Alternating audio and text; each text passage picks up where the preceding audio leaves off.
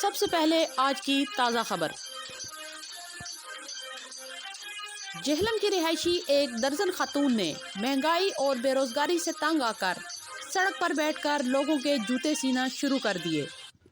خاتون کا کہنا تھا کہ پیٹ کی آگ کو بجھانے کے لیے انہوں نے اپنے پروفیشن کو اپ ڈیٹ کیا ہے۔ مہنگائی سے پریشان حال عوام نے نئے کپڑے لینا اور سلوانا بند کر دیے ہیں۔ کپڑے سینے والوں سے زیادہ جوتے سینے والوں کی مانگ ہے۔ اس لیے خاتون نے یہ فیصلہ کیا کہ وہ کپڑوں کی سلائی کے بجائے جوتوں کی سلائی کو اپنا پروفیشن بنائیں گی۔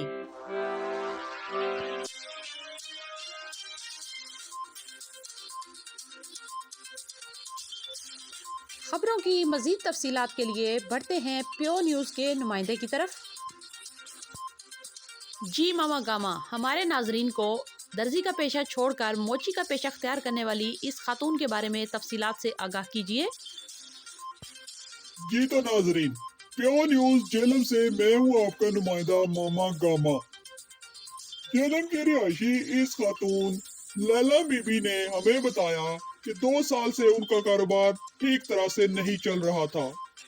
نئے کپڑے سلنے کو کم آتے تھے اور پرانے کپڑوں کی کانٹ چھانٹ پہ ہی سارا دن گزر جاتا تھا، جس کی مزدوری بھی ان کو بہت کم ملتی تھی۔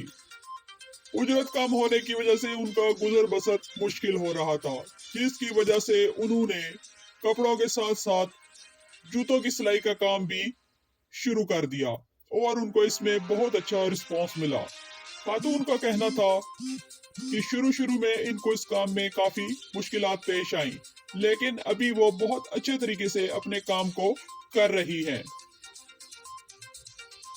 خاتون کا مزید یہ بھی کہنا تھا کہ وہ دن میں 5 سے 6 جوڑے جوتوں کے سلائی کر کے اچھی خاصی اجرت کما لیتی ہیں،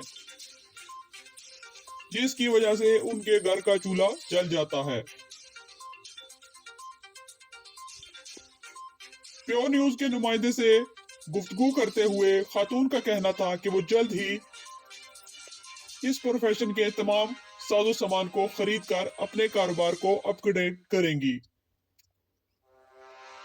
ایسی خواتین تمام بے روزگار خواتین کے لیے مثال ہیں جو دوسروں کے آگے ہاتھ پھیلاتی ہیں۔ محنت میں ہی عظمت ہے۔ پیو نیوز جہلم۔ یہ تھی آج کی خبریں۔ مزید خبروں کے بلیٹن کے لیے دیکھتے رہیے پیو نیوز جہلم۔